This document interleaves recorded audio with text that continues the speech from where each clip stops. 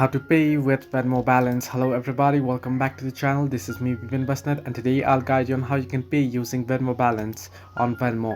Well, first and foremost, you want to log into your account on Venmo. Once you have logged in, you want to check if your Venmo Balance is enabled. You want to simply head into payment methods option, and there, when the home page loads, open the menu from the hamburger icon, tap settings and choose payment methods. If Venmo Balance is present on your screen stop, it means the feature is enabled in your account. However, first you'll have to verify your identity if it's the other way around. For that, navigate the settings and choose identity verification. Remember, only you can access these features from the Venmo app, not the website. This step is crucial because you can't pay with Venmo Balance without verifying your identity.